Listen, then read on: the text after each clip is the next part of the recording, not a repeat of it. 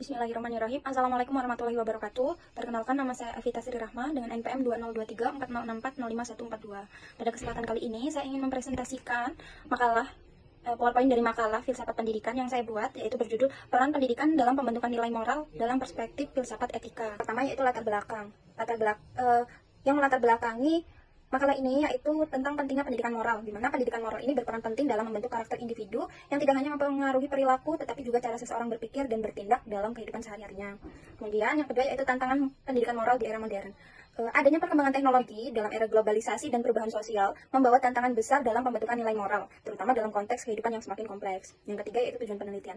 Makalah ini bertujuan untuk menganalisis bagaimana pendidikan, baik formal maupun non-formal, itu berperan dalam pembentukan nilai moral melalui perspektif filsafat etika, yang memberikan dasar filosofi yang mendalam dalam pengajaran nilai moral. Nah, selanjutnya yaitu tujuan penulisan. Terdapat dua tujuan, yang pertama tujuan umum dan tujuan khusus. Tujuan umum penulisan makalah ini yaitu menjelaskan peran pendidikan dalam pembentukan nilai moral dari perspektif filsafat etika. Kemudian tujuan khususnya itu yang pertama, mengidentifikasi hubungan antara pendidikan dan pembentukan nilai moral dalam kehidupan individu dan masyarakat. Yang kedua, menganalisis teori-teori filsafat etika yang dapat digunakan untuk mengajarkan nilai moral dalam pendidikan. Yang ketiga, menggali peran guru dan keluarga sebagai agen utama dalam pendidikan moral pada anak atau peserta didik. Dan yang terakhir yaitu menawarkan pendekatan praktis dalam pendidikan moral yang mengintegrasikan prinsip etika dalam kurikulum pendidikan. Baik, selanjutnya yaitu teori dalam pendidikan moral. Ada tiga teori utama yang dijadikan sebagai dasar untuk pendidikan moral. Yang pertama itu teori etika deontologi dari Immanuel Kant. Teori ini berfokus pada kewajiban dan aturan moral. Teori ini menekankan pada tindakan sesuai prinsip moral dan yang universal. Pendidikan dalam teori ini mengajarkan pentingnya mengikuti aturan moral. Yang kedua yaitu etika teleologi. Ini dari utilitarianisme. Teori ini berfokus pada hasil dan manfaat terbesar bagi banyak orang. Pendidikan menurut teori ini itu mengajarkan pada dampak tindakan terhadap kesejahteraan orang lain. Nah, yang ketiga yaitu etika kebajikan dari Aristoteles. Teori ini berfokus pada pengembangan karakter dan kebajikan. Pendidikan dalam teori ini mendorong pengembangan karakter yang baik melalui kebajikan.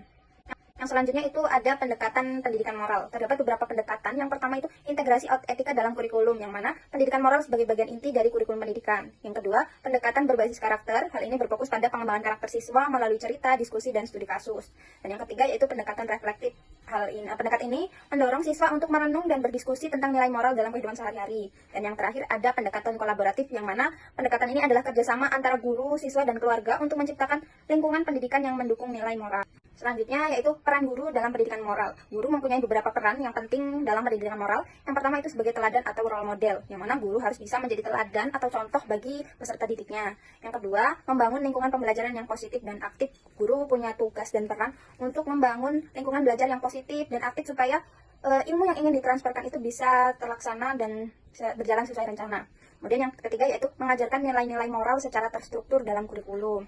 Yang keempat, memberikan feedback positif dan konstruktif. Dan yang terakhir, menggunakan pendekatan pembelajaran aktif.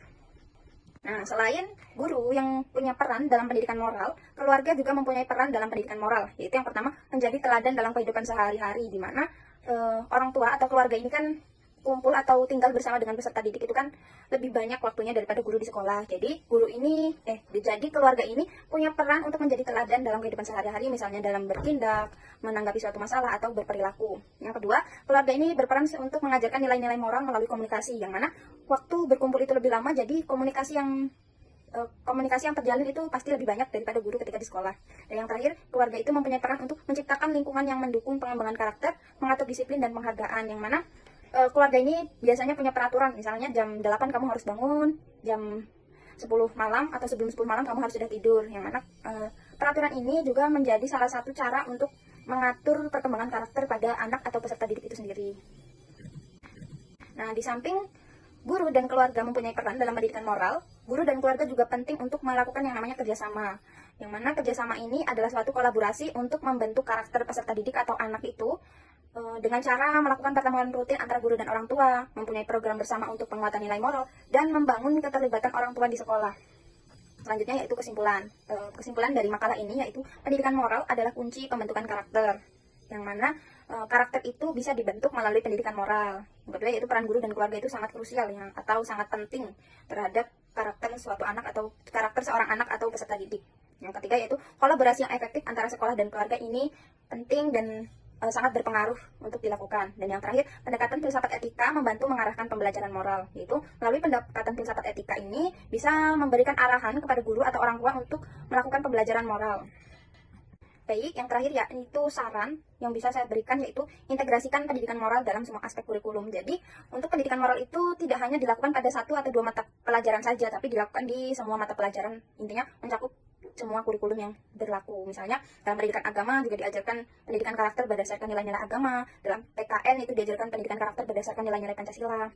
Yang kedua itu pelatihan guru dalam pendidikan karakter, yang mana guru ini perlu mengikuti sebuah pelatihan supaya mempermudah dan membantu guru untuk menyalurkan ilmu yang ingin diberikan itu melalui pelatihan.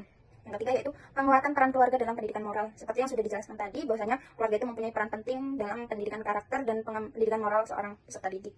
Dan yang terakhir, pendekatan holistik dalam pendidikan moral. Baik, terima kasih. Itu saja yang bisa saya presentasikan. Kurang lebihnya saya mohon maaf. Kepada Allah saya mohon maaf ampun. Tak akhiri, wassalamualaikum warahmatullahi wabarakatuh.